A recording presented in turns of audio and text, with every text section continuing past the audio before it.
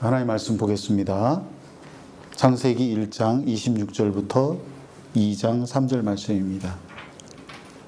하나님이 이르시되 우리의 형상을 따라 우리의 모양대로 우리가 사람을 만들고 그들로 바다의 물고기와 하늘의 새와 가축과 온 땅과 땅에 기는 모든 것을 다스리게 하자 하시고, 하나님이 자기 형상으로 하나님의 형상대로 사람을 창조하시되 남자와 여자를 창조하시고 하나님이 그들에게 복을 주시며 하나님이 그들에게 이르시되 생육하고 번성하여 땅에 충만하라. 땅을 정복하라. 바다의 물고기와 하늘의 새와 땅에 움직이는 모든 생물을 다스리라 하시니라.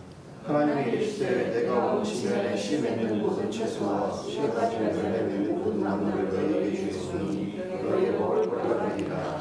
또 땅의 모든 짐승과 하늘의 모든 새와 생명이 있어 땅에 기는 모든 것에게는 내가 모든 푸른 풀을 먹을 거리로 주노라 하시니 그대로 되니라. 하나님이 지으신 그 모든 것을 보시니 보시기에 심히 좋아하더라. 저녁과 아침에 이르니 이면서까지 하느니라. 천지와 만물이 다 이루어지니라. 하나님이 그가 하시던 일을 일곱째 날에 마치시니 그가 하신 모든 일을 그치고 일곱째 날에 하시니라. 같이 읽겠습니다. 하나님이 그 일곱째 날을 복되게 하사 거룩하게 하셨으니 이는 하나님이 그 창조하시며 만드시던 모든 일을 마치시고 그날에 안식하셨음이니라. 아멘. 본문 말씀 가지고 우리는 누구인가? 우리는 누구인가라는 제목으로 함께 말씀 나누겠습니다. 진화론은 생명이 자연적 과정으로 단순한 생물에서 복잡한 생물로, 인간은 유인원에서 진화했다고 설명합니다. 그러나 화석 기록에서 종간의 점진적인 변화가 뚜렷하지 않고 관찰되는 것은 종내의 적응일 뿐이라는 비판이 있습니다. 또한 세포와 DNA의 복잡한 정보는 우연한 화학 반응으로 설명되기 어렵다는 주장도 있습니다. 우리가 보통 알고 있는 이 진화론의 약점인데요. 이 진화론의 문제는 과학적인 근거뿐만 아니라 도덕적인 문제를 제기하고 있습니다. 만일 인간이 동물이라고 전제한다면 우리에게 유용하다고 여길 때 왜 동물을 죽이지 말아야 하는 것인가? 진화론에는 인간의 존엄성에 대한 근거가 없습니다. 서로가 서로를 소중한 존재로 대해야 할 이유를 찾기가 어렵습니다. 창조주가 계시고 인간이 그분의 형상대로 창조되었으며 그분이 우리에게 순종해야 할 법을 주셨다는 사실에 근거할 때 비로소 우리는 다른 사람들을 대할 때 옳고 사랑스러운 일을 행할 이유를 갖는 것입니다. 오늘 우리는 본문을 통해서 우리는 누구인가? 무엇을 하고 살아야 하는가? 그리고 왜 안식이 우리에게 필요한 것인지를 함께 나누려고 합니다. 이를 통해서 우리의 정체성과 사명, 그리고 그것을 지탱하는 안식의 중요성을 생각해 보려고 합니다. 첫째, 우리는 하나님의 형상대로 창조되었습니다. 다 같이 본문 26절 말씀 읽겠습니다. 하나님이 이르시되 우리의 형상을 따라 우리의 모양대로 우리가 사람을 만들고 그들로 바다의 물고기와 하늘의 새와 가축과 온 땅과 땅에 기는 모든 것을 다스리게 하자 하시고. 아멘. 인간은 피조물 중에 가장 특별한 존재로 창조되었습니다. 하나님께서 모든 만물을 말씀으로 창조하실 때 그 절정에 이르러 만드신 것이 바로 우리 인간입니다. 하나님께서는 그분의 형상을 따라 인간을 창조하셨습니다. 여기 우리의 모양대로 우리의 형상을 따라라고 말하고 있는데 이 형상과 모양은 다르게 번역했지만 동일한 의미를 갖고 있습니다. 교회 역사 초기의 기독교인들은 하나님의 형상은 인간의 지적 능력이고 모양은 도덕적인 미덕이라고 가르쳤습니다. 그래서 오랫동안 로마 가톨릭의 표준적인 가르침에서는 형상과 모양을 다르게 설명했는데 지금은 로마 가톨릭도 이것이 옳지 않다고 인정합니다. 여기 하나님의 형상과 모양은 같은 의미를 갖고 있습니다. 그러면 하나님의 형상대로 우리를 창조하셨다는 의미가 무엇일까요? 조엘 비키는 이렇게 말했습니다. 하나님의 형상은 인간의 속성, 관계, 활동에 나타납니다. 하나님의 형상은 인간 삶의 여러 측면에서 드러나는데 특히 지식, 의로움, 거룩함에 두드러지게 나타납니다. 또한 인간은 이 땅을 다스리는 데 있어서도 하나님의 형상을 드러냅니다. 죄로 인해 하나님의 형상은 훼손되었지만 그 형상은 여전히 인류 안에 남아 있습니다.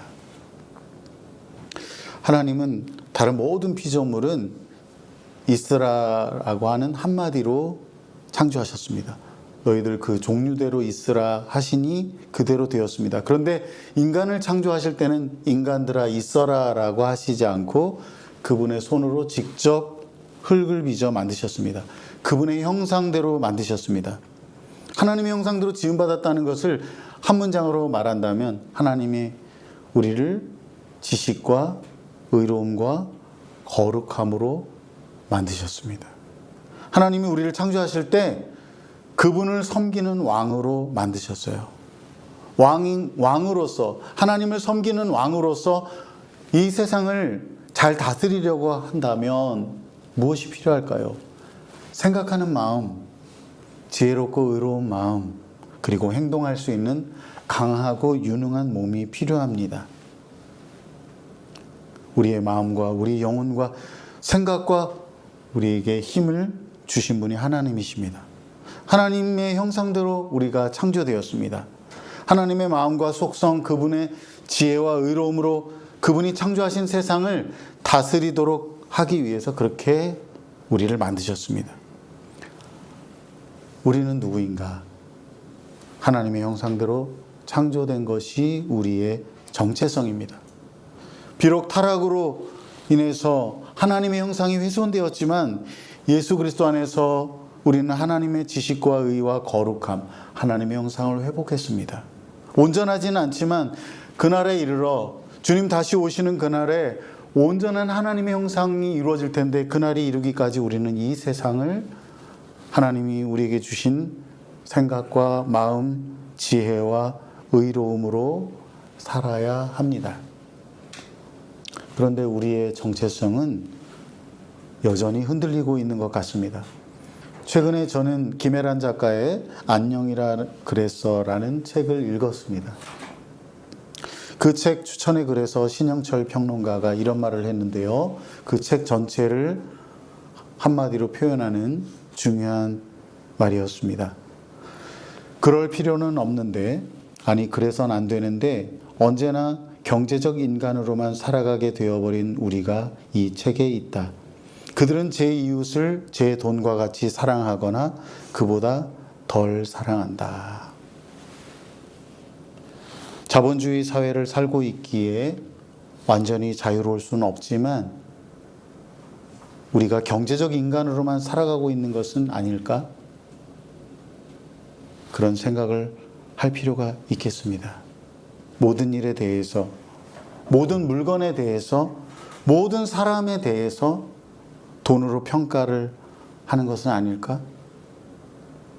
심지어 우리 자신의 정체성마저 그렇게 돈에 의해서 좌지우지 되는 것은 아닐까요? 학벌이나 연봉이나 외모 같은 인간적인 조건들이 우리의 정체성이 아닌데, 그것은 가짜인데, 하나님의 형상을 따라 지음받았다는 사실을 알고 있는 우리조차도 그러한 가짜 정체성을 자기의 정체성으로 생각하고 있는 것은 아닐까? 경제적인 인간으로 그렇게 삶을 살고 있는 것은 아닐까요? 자꾸만 그런 정체성을 붙들게 되면 그런 것들이 무너질 때 우리의 존재감마저 상실하게 됩니다. 그런 것들이 가득하게 되면 우월감과 교만함에 빠지게 되죠. 그러면 우리는 혼란을 넘어 자기 파괴에 이를 수도 있는 겁니다. 사랑하는 여러분, 우리의 정체성은 하나님의 형상으로 창조되었다는 사실에 있습니다. 어떤 성취나 자산 규모가 아니라 이미 우리의 존재 자체가 하나님 보시기에 소중하다는 것을 꼭 기억하시기 바랍니다. 하나님은 우리를 그분의 형상대로 창조하셨습니다. 하나님은 우리에게 그분을 섬기는 왕으로 살아가라고 하십니다. 우리 안에 새겨주신 그 하나님의 생각과 마음으로 살아가라고 하십니다. 그러니 여러분들, 사람들이 말하는 가짜 정체성에 휘둘리지 말고 돈으로 모든 것을 평가하는 그 천박함을 버리고 예수님 안에서 새롭게 회복된 하나님의 형상을 따라 살아가기를 바랍니다. 우리 모두가 하나님께서 우리 안에서 새롭게 하신 그 생각과 마음, 지혜와 의로움으로 그 하나님의 형상으로 자기의 정체성을 삼고 살아가기를 주님의 이름으로 축복합니다. 둘째는 우리가 세상을 다스리는 사명을 받았다고 하는 겁니다. 우리 다 같이 본문 28절 말씀 읽겠습니다. 하나님이 그들에게 복을 주시며 하나님이 그들에게 이르시되 생육하고 번성하여 땅에 충만하라. 땅을 정복하라. 바다의 물고기와 하늘의 새와 땅에 움직이는 모든 생물을 다스리라 하시니라. 아멘. 하나님께서 우리를 그분의 형상대로 창조하신 이유가 여기에 있습니다. 그분이 만드신 세상을 다스리게 하시기 위해서입니다. 우리에게 왜 생각하는 능력을 주셨어요? 우리에게 왜 마음을 주셨습니까? 왜 우리에게 지혜와 의로움을 주셨습니까?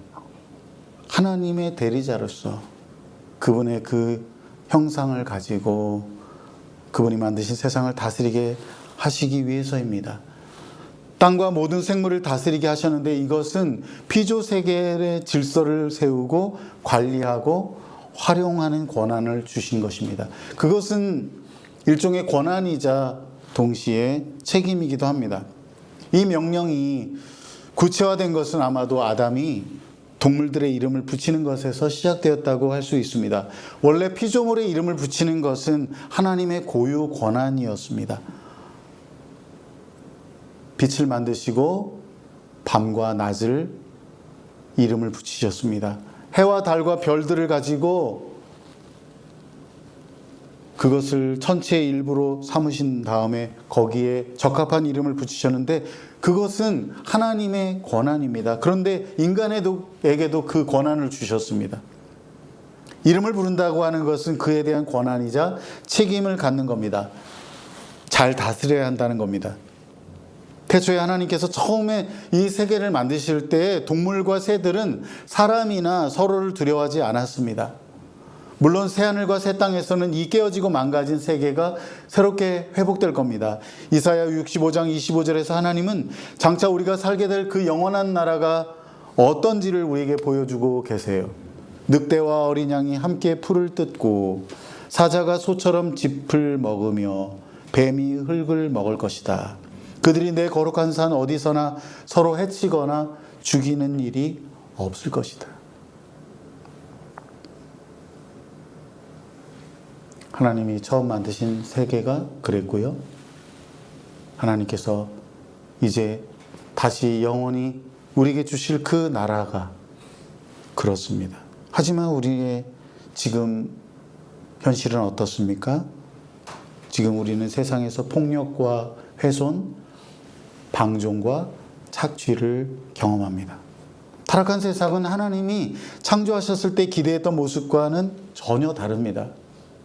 여러분들이 정말 1, 2년 동안 심혈을 기울여서 노력했던 어떤 작업이 있다고 생각해 보세요. 여러분의 모든 에너지와 돈을 다 쏟아부었던 어떤 것이 있다고 하십시다. 그런데 그게 다 망가졌어요. 물거품이 되었어요.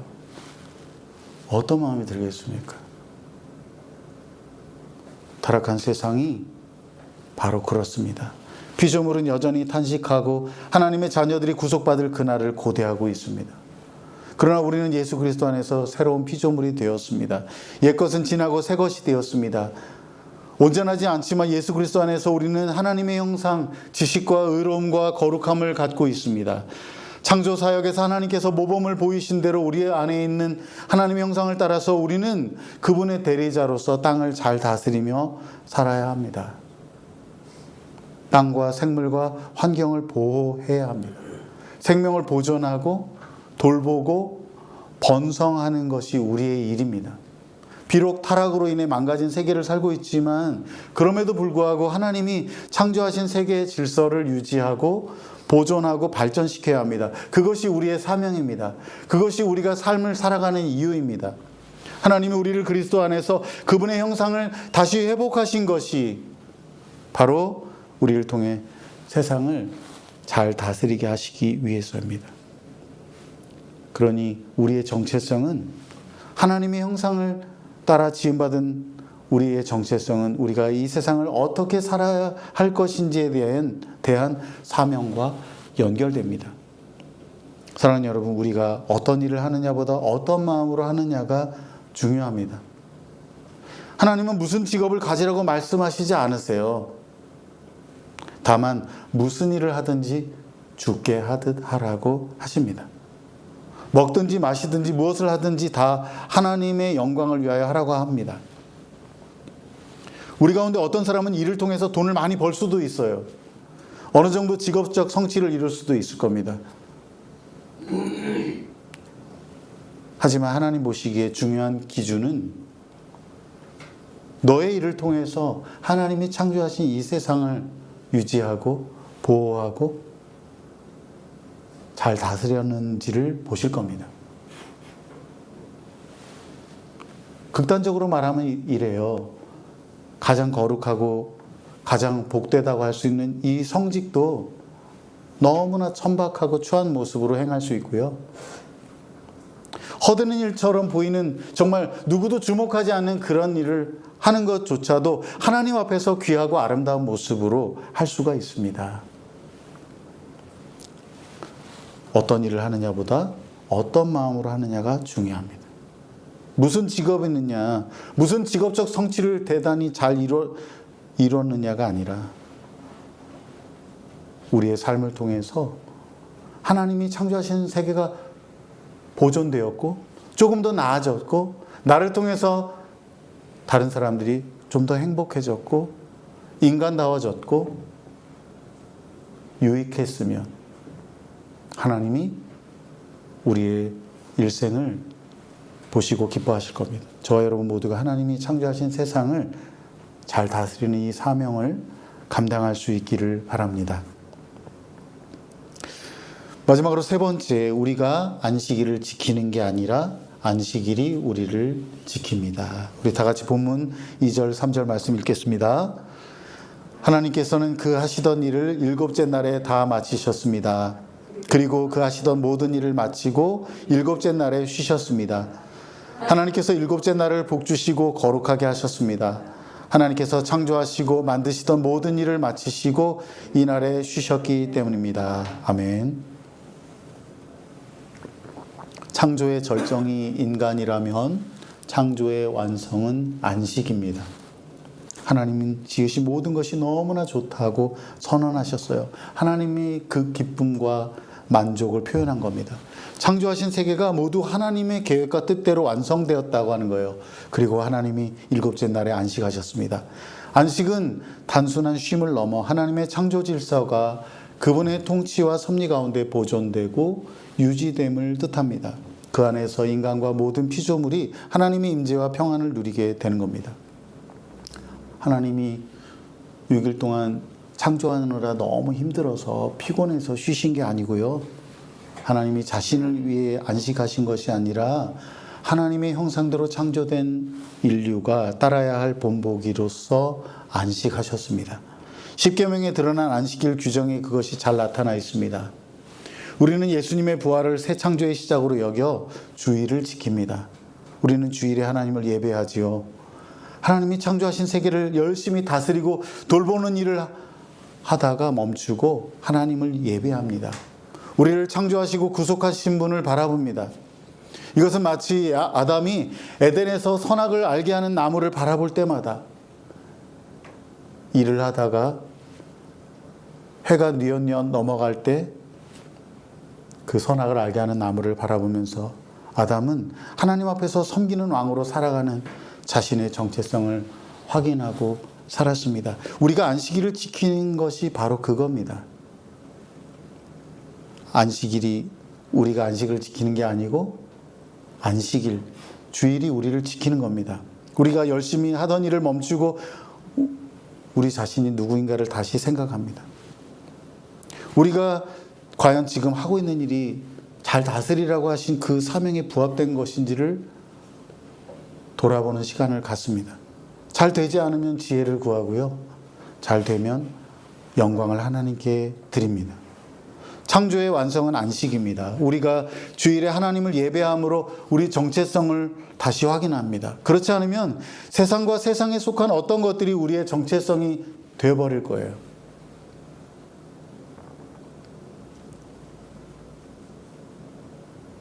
하나님을 주일에 예배하고 그러면서 우리의 정체성을 다시 확인하고 우리가 제자리를 찾는 시간을 갖는 거예요. 그렇게 되지 않으면 어떻게 돼요? 세상의 어떤 것들이, 돈이 나의 정체성이 되는 겁니다. 우리는 주일에 안식함으로 일에서 조금 떨어진 거리에서 우리가 정말 잘하고 있는지를 돌아보는 겁니다. 그러지 않으면 어떻게 해요? 하나님이 우리에게 주신 그 사명을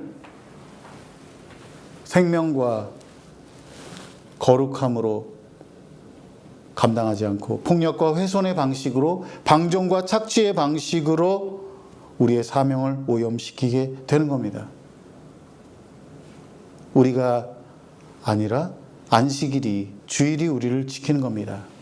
하나님을 예배하고 이웃을 향한 공의와 사랑을 실천하는 이 주일을 통해서 우리가 비로소 우리 자신을 지킬 수가 있습니다. 우리의 정체성과 우리의 사명을 따라 살아갈 수 있는 겁니다. 말씀을 맺습니다. 우리는 누구입니까? 우리는 하나님의 형상대로 창조된 존재입니다. 세상의 어떤 인간적인 조건으로 우리의 정체성을 삼지 말고 하나님의 생각과 마음, 지혜와 의로움을 가진 존재임을 기억하기 바랍니다. 그리스도 안에서 새롭게 우리를 지으셨음을 잊지 말길 바랍니다. 우리의 사명은 무엇입니까? 하나님께서 창조하신 세상을 잘 다스리는 겁니다. 어떤 일을 하느냐보다 어떤 마음으로 하느냐가 더 중요합니다. 사람들을 착취하고 괴롭히고 죽이는 그런 방법이 아니라 생명을 보존하고 유지하고 살리는 그런 일을 하기를 바랍니다. 하지만 이 모든 우리의 정체성과 사명은 안식을 통해서만 지속 가능하다는 사실을 잊지 말길 바랍니다. 주일에 함께 모여 예배하고 교제하면서 우리가 누구인가를 다시 확인하고 사명을 다시 돌아보기를 바랍니다. 그것은 다름 아니라 우리를 지키기 위해서입니다. 하나님이 우리를 그분의 형상으로 지으시고 사명으로 부르시고 안식으로 지키십니다. 우리 모두 하나님의 형상대로 지음받은 사람답게 각자의 자리에서 세상을 다스리는 그 사명을 잘 감당하면서 살아가기를 주님의 이름으로 축복합니다. 우리 기도하겠습니다.